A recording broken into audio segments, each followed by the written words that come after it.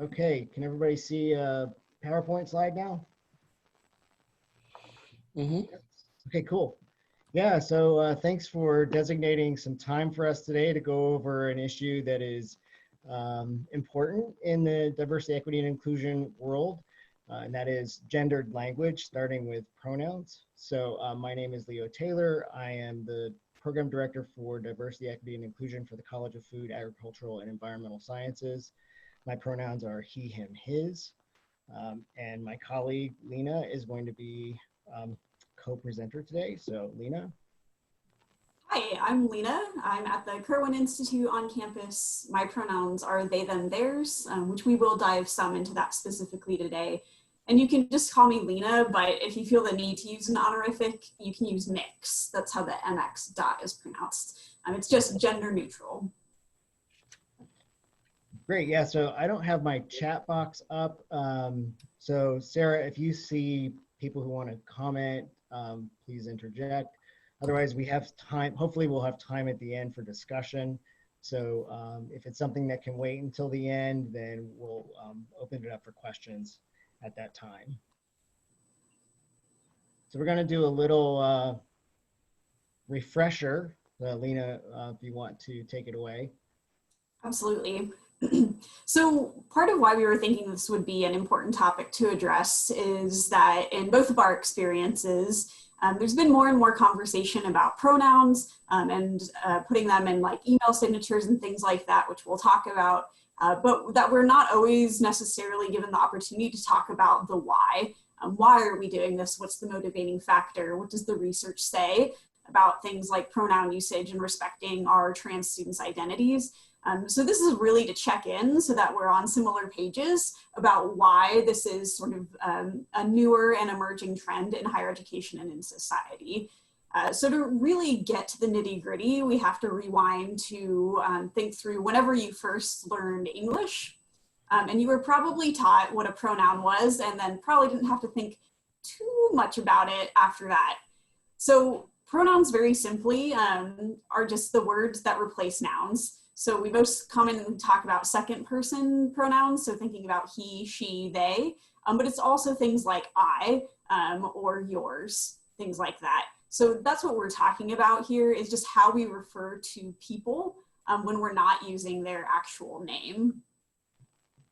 Right, and Lena made the point about how this is important to supporting our students, but it's also really important in the workplace too. Especially within DEI spaces where we should be leading by example and really taking this seriously because it can create environments that are not welcoming to colleagues. So we're going to go over some of the pronouns that we're familiar with and maybe ones that we're less familiar with. So we've got a little chart here that talks about the various pronouns for she, him, his, he, him, his, and the most common one that's gender neutral is they, them, theirs. And there's a lot of argument online about using this and how it's grammatically incorrect, but Lena is going to give what I call a little dissertation on that in a minute. But I had a friend who posted on Facebook that he was all in favor of trans rights and trans advocacy, but he felt like trans people should not be demanding that people rewrite grammar, and basically he was kind of offended by it and thought that he should be entitled to consider himself an ally, even though he refused to honor this request. But we'll save they, them for a minute. There are some other gender neutral pronouns that you may or may not have encountered. Z, zir, or Z here. I have met one person in 20 years who has used that form of a pronoun. Most gender neutral or gender non-conforming folks who use gender neutral pronouns use they, them, theirs, in my experience. Also, one thing that's not listed on here is that some people actually prefer that no pronouns be used.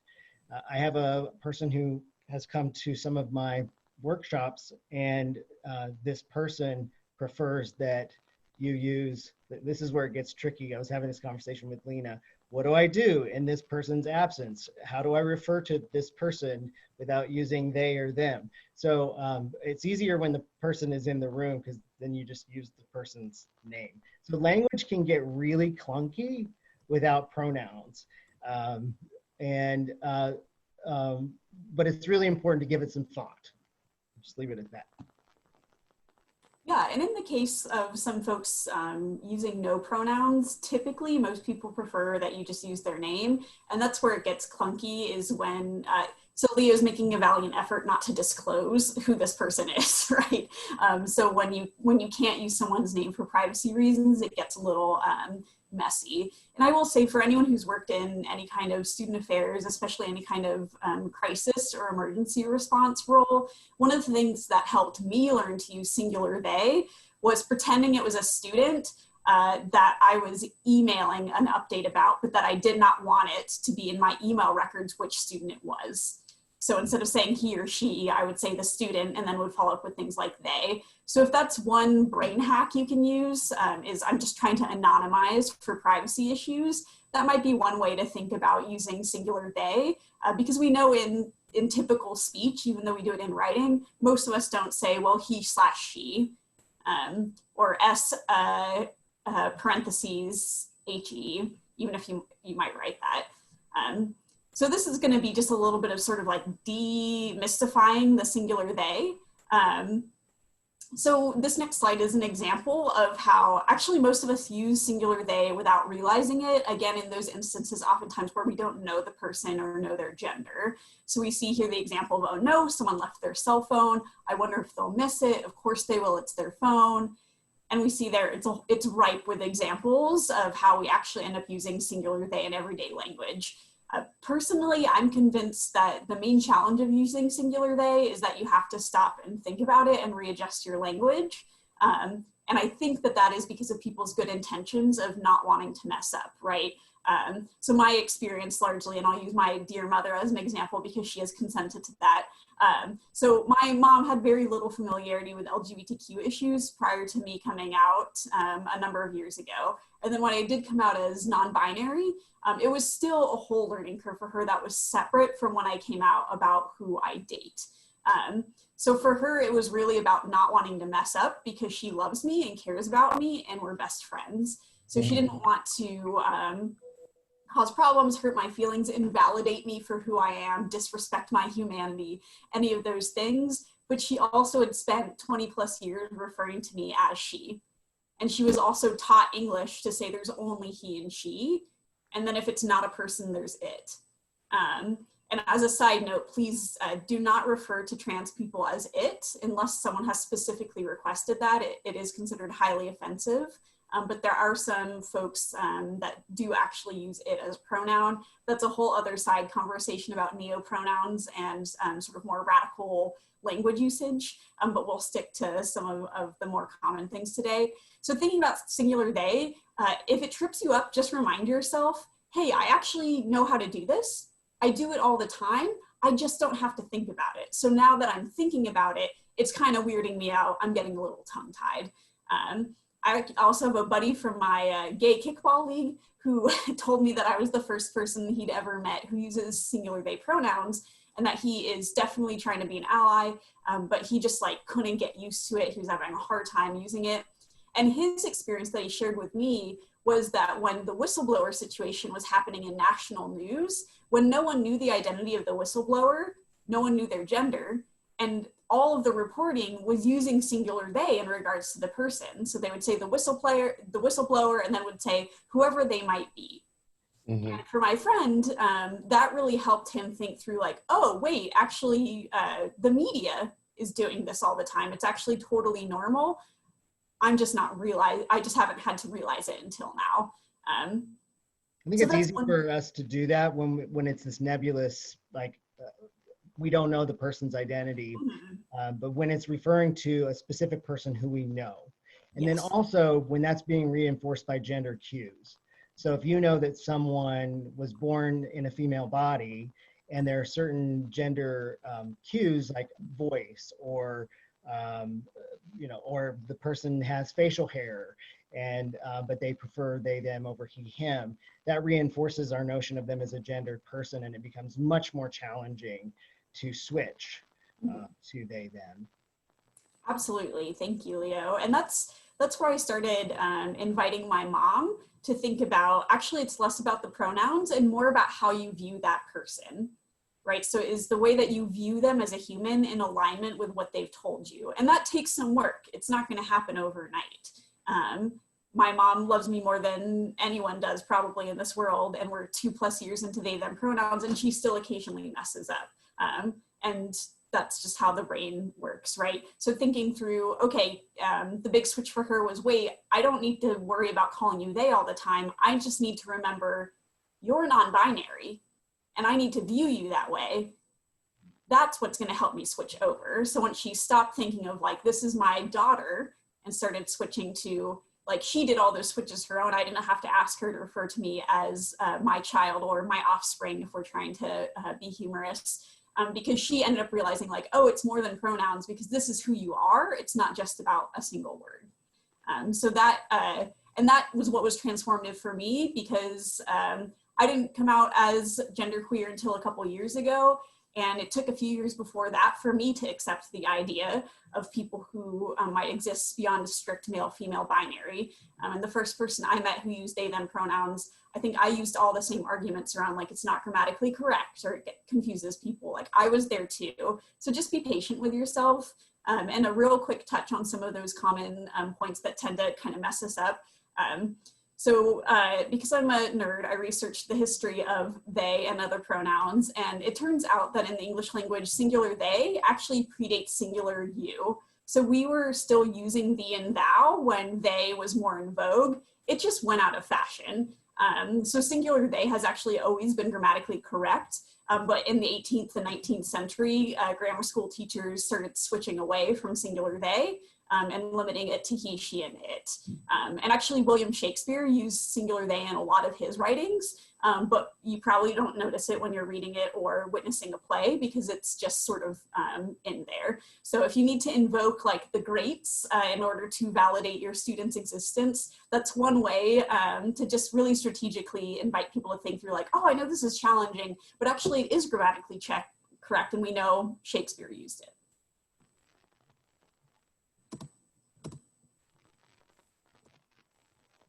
Trying to do this side by side, which is a little funky. So now that we have talked some about what pronouns are and just destigmatizing that, thinking about why it matters and why it's really important beyond just a word or the idea of like hurt feelings.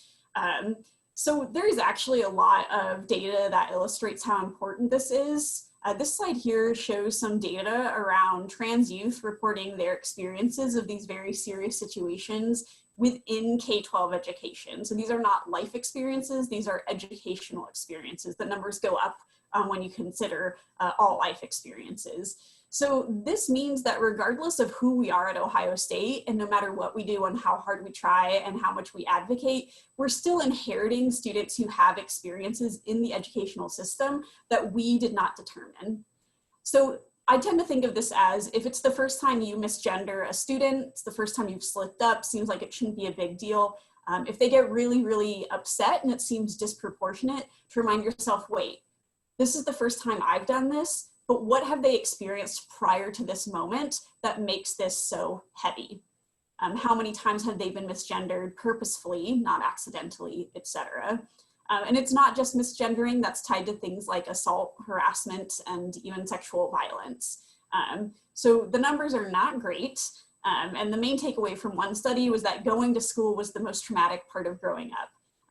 Which, yeah, like middle school me would definitely agree with that. And I think most middle schoolers would, but it's additionally traumatic for folks who are trans because you're dealing with so many issues on top of the normal child development that you're handling. So on this next slide, some more research here. This is looking at post-undergrad work largely. So we're looking at folks in grad school, professional schools, and technical schools. This pattern still persists. So there's, this debunks the notion that as you get older, things automatically become better, or that if you're in a more progressive space of higher education, that you're no longer going to experience these things. That's not actually the case. And this is not just about our students, it's also about our peers, our colleagues, the folks who are going to become our colleagues, even our family members, if we're going to make it personal. So thinking through the ways in which we can be proactive. And now the cat has jumped onto the desk. Sorry for the shakiness, RBG. And thinking about how can we make sure that we make our spaces as inclusive as possible, knowing that we can't influence other spaces, right? So maybe you couldn't influence an undergrad student's tenure when they were at a different university, but when they come to Ohio State for the world-renowned engineering program that they got accepted to, that they know for a fact that they're gonna be treated with dignity and that they're gonna be seen for who they are. And we know all the data about learning engagement, and it holds true for trans students. When students are not included and when they're excluded, learning outcomes suffer. So this really helps us to stay engaged. And as a personal vulnerable moment, this is my experience, is that even in higher education progressive spaces that value diversity and inclusion, trans folks are not always totally included in that, especially folks outside a strict male-female binary. And I can share from my personal experience that sometimes I choose which spaces I'm gonna exist in and that I'm gonna put my full efforts into based upon that. As I'm sure many of us with marginalized experiences can really resonate with that of like, okay, if I'm not gonna be respected for who I am, I don't think these are bad people, but it's not necessarily gonna be my top priority of how I'm gonna spend my time. And I'll just tag on to that. Sadly, I've seen this happen in DEI space too, among DEI professionals. So we have an opportunity here to actually do some suicide prevention with respect to using pronouns and names. Young people who were able to have their identities recognized, their preferred names and pronouns, had a significant reduction in depression, decreased reports of suicide, thoughts of suicide, and also a significant decrease in suicide attempts. So some people might think that using pronouns is a very simple, small act, but to young people and to older people, it is not small at all. But we all make mistakes. It's going to happen. I transitioned from female to male 20 years ago. I still sometimes make mistakes for pronouns. I got really good at making quick changes because I ran support groups, and one week somebody would come in as, you know, he, him, and then the following week she, her, and I got really adept at just quickly making those changes, but still sometimes make mistakes. So what happens if you make a mistake? So it's not the mistake itself that speaks to your character, who you are, or your allyship. It's what you do when it inevitably happens. So knowing that we are going to mess up sometimes, knowing that my mom is going to mess up on occasion, right? I give her the grace and the space to do that. And she in return gives me continued effort, right? So it's not about intention. I know the intentions are good. And so this is just a little graphic with some insight into how you can respond in terms of taking accountability when you do mess up and sort of restoring the inclusivity of the space. So it's very natural to feel attacked when we mess up and someone calls us out on that, right? Or if we call ourselves out on it of like, oh my gosh, I'm the worst person ever. I can't believe I did this, right? So just remind yourself, okay, this isn't about me. No one's attacking me, right? If someone's upset, it's because of what happened, not because I'm a terrible human, right? So I'm a good person and I'm gonna show that by holding myself accountable. So just listening if someone wants to explain to you what the deal is, right? Acknowledging it. So you can very simply say something like, I'm so sorry, I meant he. Continue your conversation. You can also follow up with thoughtful questions about people's preferences and if they are willing to educate you. As a reminder, marginalized folks should never be obligated to educate people about their experiences, and at the same time, to ask consent to ask can be helpful. So things like, hey, I've never met someone with your lived experience, totally understand if you don't want to talk about it, but if you're willing, would you let me buy you coffee and maybe I can ask you some questions so I can be a better ally? And that gives someone the chance to say, no, I don't have the energy for that. or yes, I would be happy to do that. And then change your behavior. You're gonna mess up a lot at the beginning in particular. I misgendered myself, I think 2 years ago in front of like an audience of 100 people at a different university by referring to myself as, for those of us who are women, and then people in the audience were like, you just spent a couple minutes, and I was like, okay, brain, cool, right? Even I'm subjected to this by myself. It turns out internalized transphobia is a lot. But thinking through like, even I mess up, but just doing better next time. And it does get easier the more you practice, which we will take some time to practice for sure. I will say it's definitely an individual decision how people want folks to show up for them in terms of apologizing when you do mess up. And a good rule to go by is that the vast majority of trans people strongly prefer that if you misgender them, for example, if you use the wrong pronoun, or if you say a name that they no longer go by, that you just quickly correct yourself and move on like it's not a big deal. Because when we take the time to be like, oh my gosh, I'm a horrible person, take away my rainbow sticker, never call me an ally again, right? Then we're making it about ourselves and making the situation more dramatic, and in some ways worse for the person who's just been affected. So just owning it and moving on. And you can also just check in with someone. I had a parent ask me like, hey, my kid and I have a very joking relationship. I occasionally mess up, we joke about it, is that bad? I said, no one can tell you if it's good or bad. Just ask your kiddo like, hey, we usually just joke about this and brush it off. I just want to check in that that's actually okay. And if not, then I will totally switch, right? And then the answer back was like, yeah, that's just how our family dynamic is. So that's an example of when you're aware that you make a mistake. Then there are instances in which the person is unaware that they make a mistake. And this is something that I've struggled with. I do not get misgendered. I haven't been misgendered in about 20 years, but I know people who do. Yeah, this beautiful red beard prevents that from happening.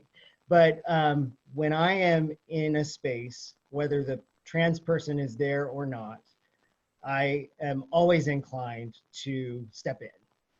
So again, this is very individual. So I have asked a person, what is your preference? If I'm there and someone misgenders you, how would you like for me to handle it, if at all? Some people say, please do not intervene. I prefer to do it myself. Other people say, I am uncomfortable standing up for myself. I will stand up for someone else. But if you feel comfortable, please stand up for me.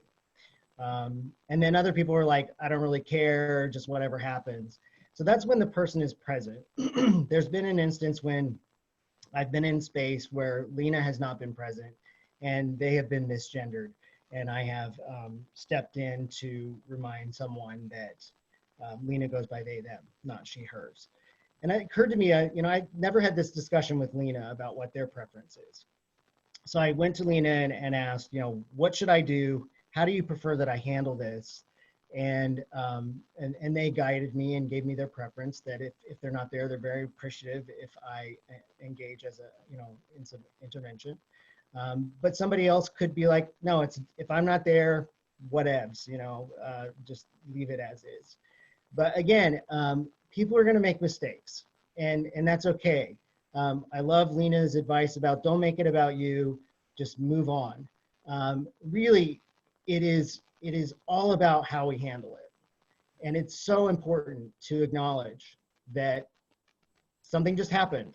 Like the worst, I've had this happen where I've said, hey, no, the person uses this pronoun, and then nothing is said after that. Like there's just a blank stare. And I think the most appropriate thing to do is to just say, oh, thank you for reminding me, and then move on. But some sort of acknowledgement has to happen.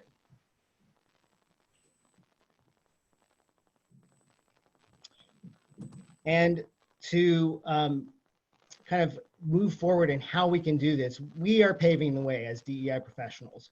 And actually I was telling Lena before that I'm glad that we don't get it right all the time, because making a mistake, misgendering someone presents a wonderful opportunity to model what we want to be teaching other people. So for example, just if we can self-correct and we're in a mixed group, just be like, oh, I'm sorry, and then correct ourselves and move on. It's wonderful practice. And to continue practicing, I saw that some people had their pronouns next to their name. I don't have my pronouns next to my name on Zoom. I should probably change that. But getting in the practice of communicating our pronouns serves a couple of purposes. It helps us become more aware of this issue, to be better able to be adaptable to other people's pronouns. But also it signals that we have an awareness about this issue. Not just that we're aware of it, but we appreciate the importance.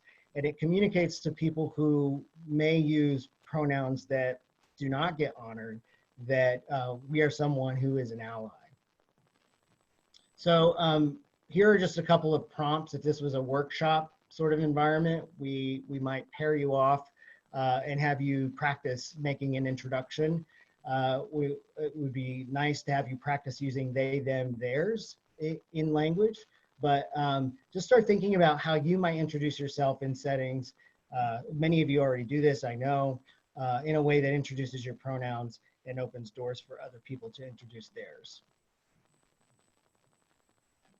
And that's a very quick note on that last example where it says I'm comfortable with any pronouns used with respect. That's just to make you aware that is the case for some folks. So just like some folks are like, please no pronouns, only use my name. Other folks are like, I am who I am. I don't really care how people refer to me. So I have someone who's very dear to me in my life who introduces themselves in safer spaces as I'm so-and-so, and you can use any pronouns. I'll answer to any of them. It doesn't matter to me. Now, please be mindful. Please only say that if you genuinely mean it. So there have been some really well-intended folks who've said like, I use any pronouns, and then it's a woman and someone says he and they get really, really upset. So just a reminder, you don't need to do this as like, you don't need to do a solidarity act with trans people by saying you don't care what pronouns people use for you. Your gender is still important, right? And you have every right to want to be called ma'am or sir or whatever gender form of address it is.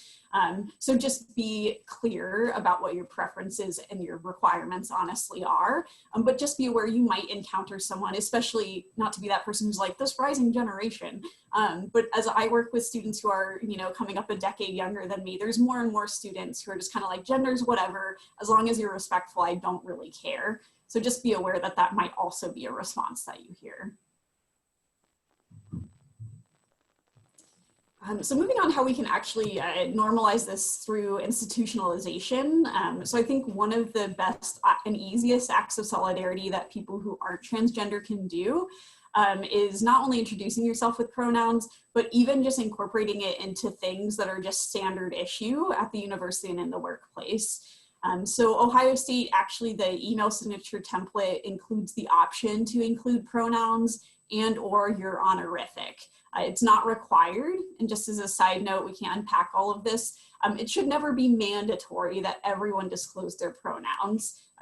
It should always be an invitation that people can also decline for a lot of reasons. The primary one being there's plenty of trans people who don't necessarily want to out themselves or who they end up being the only one who shares their pronouns. So just being respectful and thinking about learning curves. You might have a first-year student who's never had the pronoun conversation, and if they're not sure what to say, that way it doesn't put them on the spot of like, no, you have to tell me right now what your pronoun is, and they're like, I don't know what that means. Or I have friends who are like, I don't know what pronoun I prefer because I kind of don't like any of them. I'm like, that's okay. While you're figuring yourself out, you don't have to tell people your whole life story. You can just skip that. But if you want to be proactive and do some of that signaling work that Leo was talking about, it is now standard at Ohio State, so you're not like going against any kind of branding issues. And actually Zoom has this, you can rename yourself in Zoom, and then Carmen Canvas, actually the prior slide shows you what the interface looks like in terms of choosing a pronoun. There's some limitations, but it's great in that you can refer to students correctly. You can also put it on your business cards. You do have to type it in yourself manually for Uniprint to do this, but here's an example of what mine looks like. And just be prepared to have the conversation. So that I think that's the value of allyship here is I have a lot of friends who include pronouns in their email. They're never gonna get misgendered because their name is Emily. So people don't assume that they're a man, they use she, her pronouns. And at the same time, that when someone gets an email from Emily and it says, my pronouns are she, her, that person can ask, so what does that mean exactly? Like, can you explain that to me? And Emily can just say, oh, did you know that not all of our colleagues and students have the convenience of immediately being assumed to be who they actually are?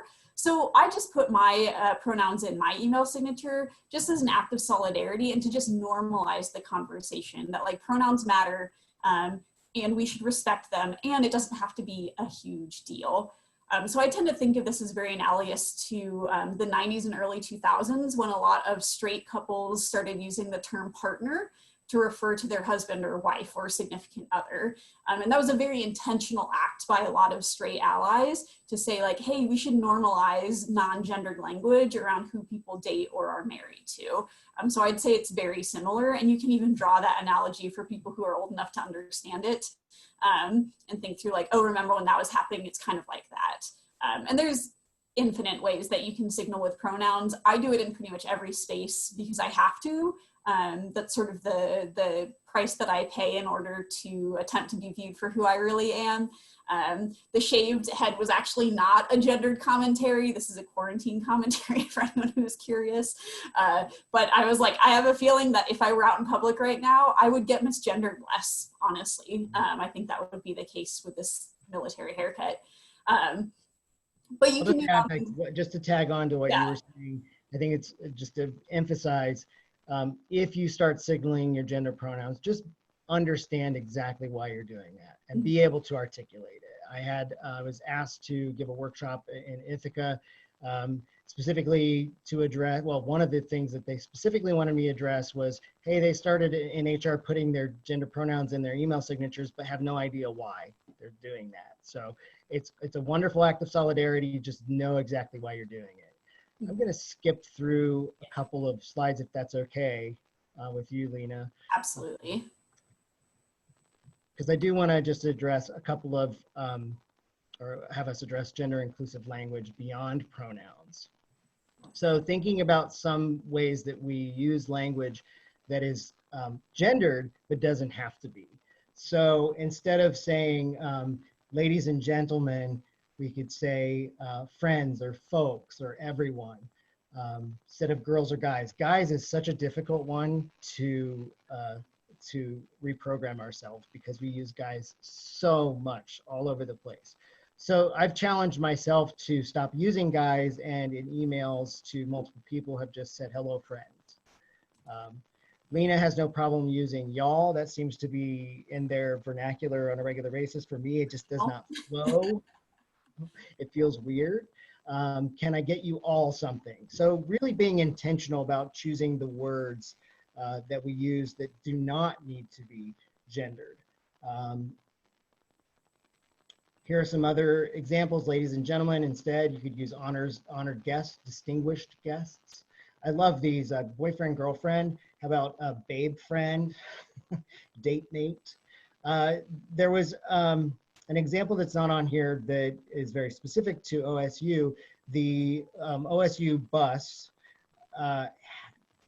started making an announcement last year that said, ladies and gentlemen, and it started to explain how the front seats were designated for people with disabilities and the elderly.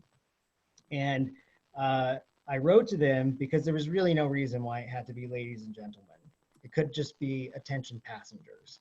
So I wrote to them and pointed this out, and they were very receptive and said that they would make the change when they did their next update, which unfortunately was going to be like in 6 months.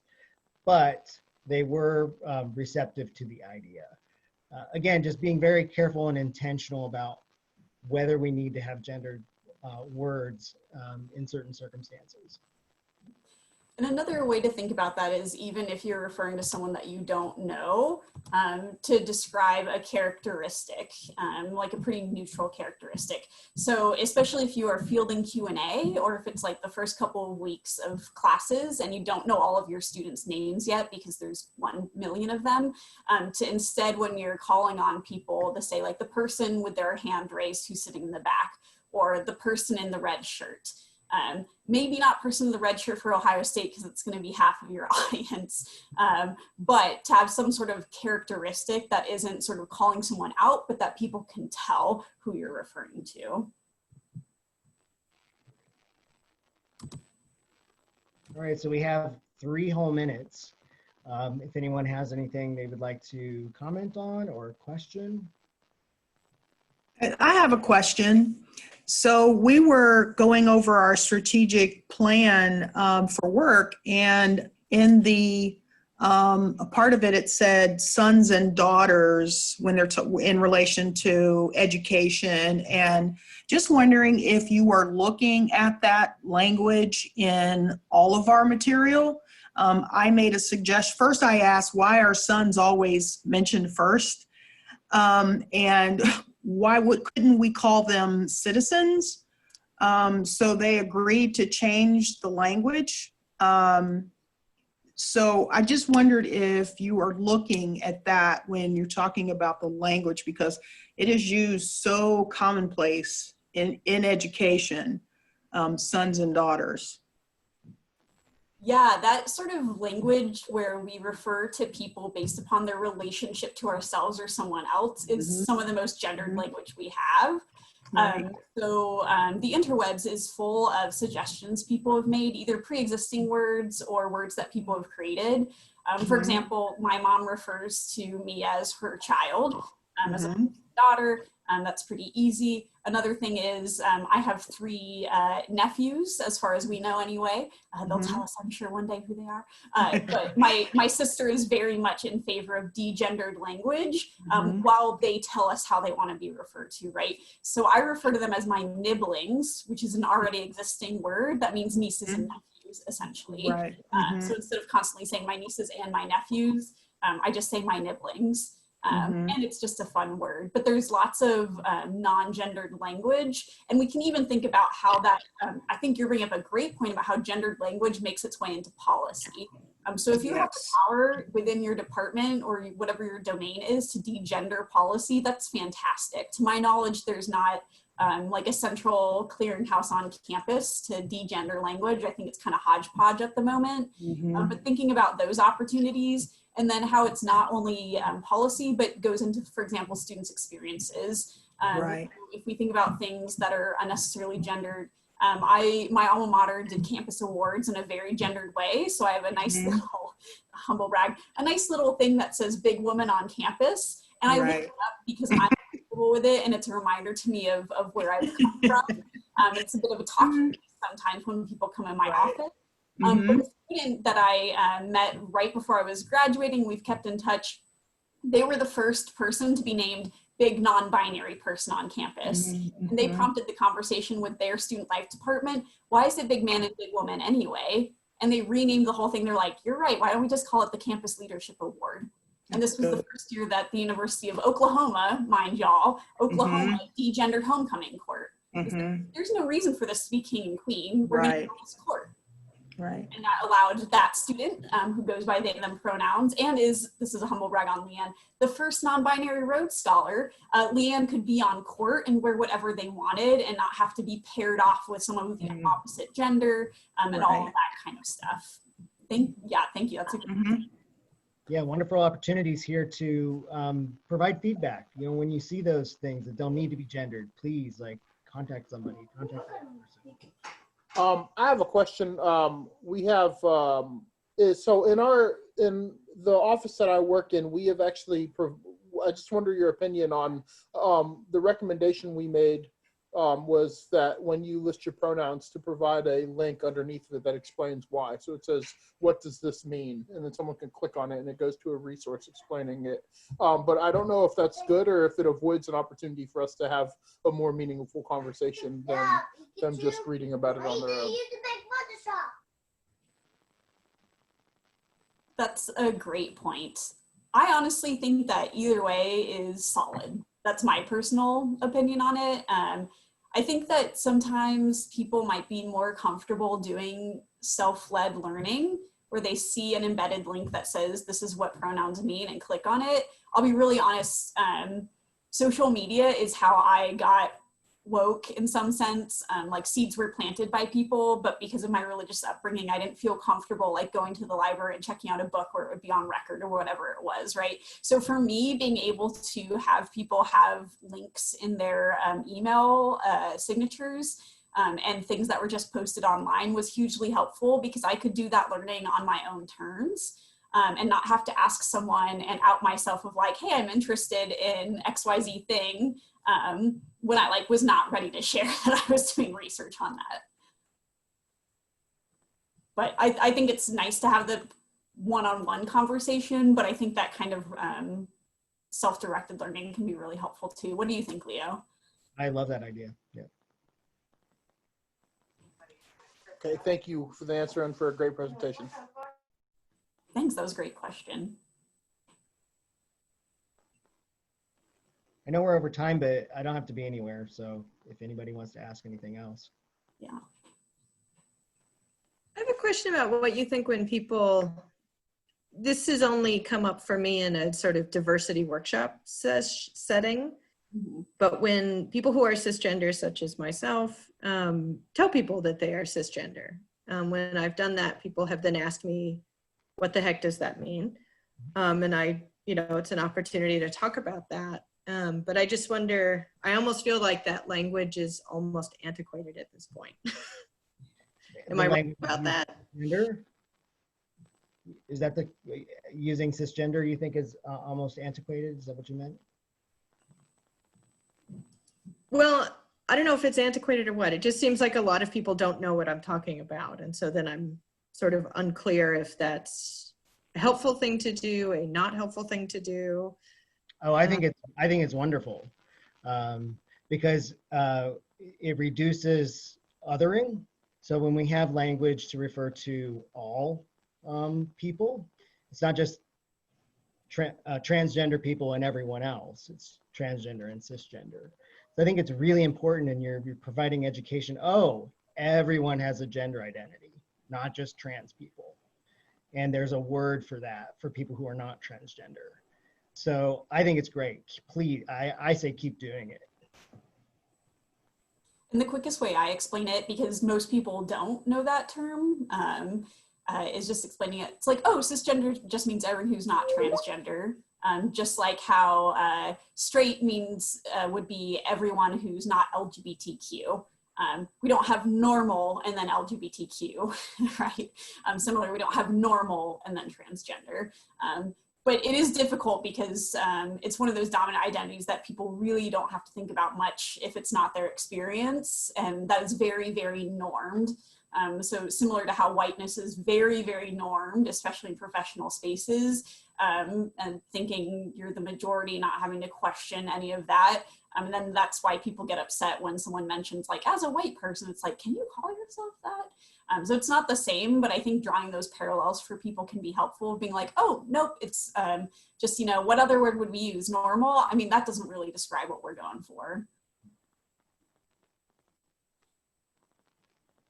So did I miss, when did you start using MX, and how do you explain that to people? Yeah. So I started using it, I discovered it, it was a while after I started using they, them pronouns, because I still didn't know what to go by. As a kid, I hated being called Miss Tenny. It just made me cringe so much. And then Mrs. Tenny, I was like, So when I finally found that, honestly, I think it was in Tumblr, because I'm part of the Tumblr generation, back when that was happening. And I just came across it that someone else who was non-binary was like, hey, I found this is a thing. And actually within the last year, mix is how it's pronounced. Just like, I joke, it's like, I'm gonna mix together all these gender things and see what comes out. It's now in the Oxford English Dictionary, and I think singular they was word of the year for Merriam-Webster maybe a year ago. So I sometimes explain it like that, of like, it's newer language. It's not that these identities are necessarily new, it's more that we're finally getting better language to describe ourselves. So mix is going to be new to some people. People are going to have questions. That's okay. I'm just happy to have something that feels a lot less gross to me personally than miss, which is why I'm actually going to get my doctorate in a few years at some point, right? So I can just be Dr. Tenny and no one can question it. totally worth it, right? Great. Thank you for that. Yeah, great question. Anyone else?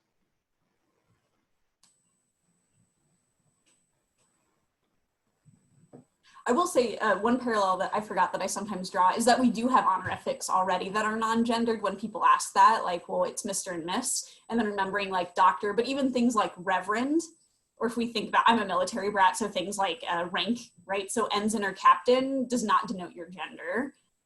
So just thinking about like, oh, actually we have a lot of honorifics that do that. And I joke with people that sometimes when I fly, I use Reverend because I am technically ordained.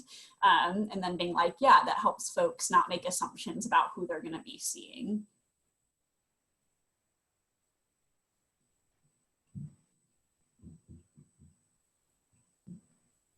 I don't see any more questions. So I wanted to thank both of our presenters, Leo and Lena, for kind of stepping up to the plate. Actually, they both suggested this session. I really appreciate that you were able to provide your expertise to this group. It looks like you may be having some future invitations to present again, so other folks are sharing in the chat. So I hope that you're open to that. And we'll be making the video available to everyone. So I appreciate all those who hung around, and we had a little over 40 people join us today. So it's been our biggest meeting of the year. Thanks to the pandemic, I guess. So thanks everyone for joining us, and I'll be sending out meeting minutes soon. Thank you, Sarah. All right. Great. Bye. Thank Mention one last you. thing, but I would like to offer this for all of OSU. So I'd proposed this, I think, to Lena. I hope this isn't news, but I think we discussed doing this for the whole campus. So eventually, if that happens, when that happens, we'll make sure everybody knows about it for wide. Yeah, that'd be great. Yeah, and in total transparency, all of my in-person stuff is canceled as a facilitator. So anything you want over Zoom, you got it. Great. Perfect. I'm going to hold you to that. Wonderful. Yes, I got you, Latonia. Thanks, Lena. Thank you, everybody. All right, Thank friends. you. Have a good week. Have a good one. Bye. Thank Stay you. safe and healthy. You too. Yep.